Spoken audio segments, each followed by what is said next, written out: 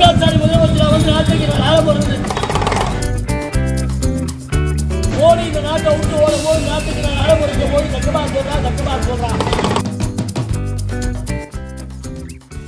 மோடி மீண்டும் ஆட்சிக்கு வந்தால் கேஸ் விலை 2000 ரூபாய் உயரும் என திமுக தலைமை கழக பேச்சாளர் இண்டூரில் குடுகுடுப்புக்காரன் வேஷம் போட்டு பிரச்சாரம். தர்மபுரி அருகே இண்டூரில் திமுக தலைமை கழக பேச்சாளர் சேலம் கோவிந்தன் குடுகுடுப்புக்காரன் வேஷம் போட்டு தேர்தல் பிரச்சாரம் மேற்கொண்டுள்ளார். பேருந்து நிலையத்தில் உள்ள டீ கடை, வணிக வளாகம், கடைவீதி உள்ளிட்ட இடங்களில் மக்கள் குவிந்த பகுதிகளில் தேர்தல் பிரச்சாரத்தில் ஈடுபட்ட அவர், வருகிற நாடாளுமன்ற தேர்தலில் 40 தொகுதிகளிலும் திமுக வெற்றி பெறும், நாட்டை விட்டு மோடி அகற்றப்பட வேண்டும் என தமிழ்நாடு முழுக்க பிரச்சாரம் மேற்கொண்டு வருவதாகவும், தந்தை பெரியார் பிறந்த மண்ணில் தற்போது பல்வேறு இடங்களில் பிரச்சாரம் செய்துள்ள நிலையில் இன்று காலை தருமபுரி மாவட்டத்தில் பிரச்சாரம் செய்தபோது மோடி ஆட்சிக்கு வந்ததால் கேஸ் சிலிண்டர் விலை 1000 தொட்டுள்ளது.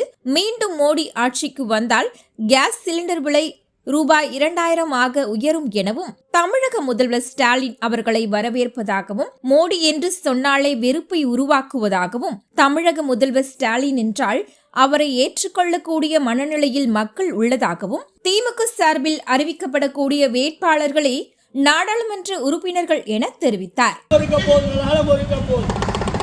மோடி இந்த நாட்டை விட்டு ஓடும் போது நாட்டுக்கு நான் ஆளப்படுத்த போது தக்கமா சொல்றான். வந்து நம்ம வீட்டுக்குள்ள காலேஜுக்கு போகும்போது மாசம் 1000 ரூபாய், வருஷம் 12000 ரூபாய். மோடி பிரதமரா வந்து கேஸ் விலை 1000 ரூபாய் ஆயிடுச்சு. தக்கமா சொல்றான். மோடி இன்னொரு முறை பிரதமரா வந்தா கேஸ் விலை 2000 ரூபாய் ஆயிடுச்சு. தக்கமா சொல்றான். மோடி இன்னொரு முறை பிரதமரா வந்தா நாட்டை யாராலையும் காப்பாற்ற முடியாது. தக்கமா சொல்றான். முக ஸ்டாலின் முதலமைச்சரா வந்து ஒட்டுமொத்த மாநில முதல்வருக்கு ரோல் மாடலா இருக்கிற முதலமைச்சர் முக ஸ்டாலின் தக்கமா சொல்றான். நாட்டை பாதுகாக்க, வீட்டை பாதுகாக்க, பிள்ளைய பாதுகாக்க முதலமைச்சர் முக ஸ்டாலின், உதயநிதி ஸ்டாலினால மட்டும்தான் முடியும்னு தக்கமா சொல்றான். மோடி பிரதமரா வந்து கேஸ் விலை 1000 ரூபாய் ஆயிடுச்சு. தக்கமா சொல்றான்.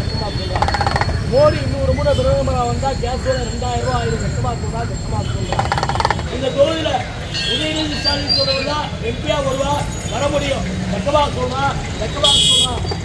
திமுக தலைமை கழக பேச்சாளர் வருகிற நாடாளுமன்ற தேர்தலை முன்னிட்டு 40 தொகுதிகளில் திராவிட முன்னேற்ற கழகம் வெற்றி பெற வேண்டும், இந்த நாட்டை விட்டு மோடி அகற்றப்பட வேண்டும் என்ற நோக்கத்தோடு நான் தமிழ்நாடு முழுவதும் இந்த குரூப் பிரச்சாரத்தை முன்னெடுத்து செல்ல வேண்டும் என்று தந்தை பெரியார் பிறந்த ஈரோட்டு மண்ணில், அதுவும் பெரியார் இல்லத்திலே ஆரம்பித்து ஈரோடை முடித்து திருப்பூர், திருப்பூரை முடித்து கோயமுத்தூர், கோயமுத்தூரை முடித்து நீலகிரி முடித்து கரூரை முடித்து நாமக்கலை முடித்து சேலம், இப்போது இங்கே தருமபுரி வந்திருக்கிறேன். அடுத்தது கிருஷ்ணகிரி, இன்றும் நாளையும் தருமபுரி. ஆக இந்த பெரியார் மண்டலத்தை முடித்து அண்ணா மண்டலத்தை முடித்து கலைஞர் மண்டலம் என்று தேர்தல் முடிகிற வரை என்னுடைய பிரச்சாரம் தீவிரமாக போகும்.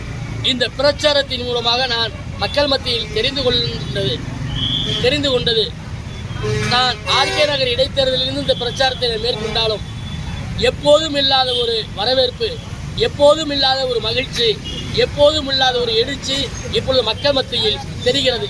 குறிப்பாக சொல்ல வேண்டும் என்று சொன்னால், காலையில் அதிகாலையில் நான் பிரச்சாரம் செய்ய போகிற பொழுது இந்த காலையில் வாசல் கூட்டி கோலம் போடுற பெண்கள் நான் முதலமைச்சர் முக ஸ்டாலின் என்று சொல்லுகிற பொழுது சில இடங்களில் அவர்களை அறியாம அந்த மகராசன் நல்லா இருக்கணும், அந்த சாமி நல்லா இருக்கணும் அப்படின்ட்டு வாழ்த்தக்கூடிய செய்திகள்.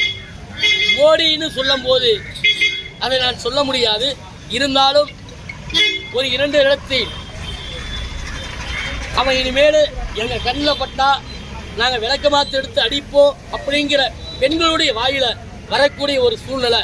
மோடி என்று சொன்னாலே வெறுப்பை உருவாக்குகிறது.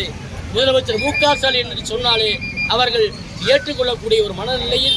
ஆக 40 தொகுதியில் திராவிட முன்னேற்ற கழகம் மாபெரும் வெற்றி பெறும், கூட்டணி வெற்றி பெறும். இந்த 40 தொகுதி எம்பி யார் என்பதை திமுக கூட்டணியின் சார்பில் அறிவிக்கப்படக்கூடிய வேட்பாளர்கள் அறிவிப்பது வேட்பாளராக இருந்தாலும் அறிவித்த உடனே அவர்கள்தான் நாடாளுமன்ற உறுப்பினர்கள் என்று நாம் முடிவு செய்து கொள்ளலாம்.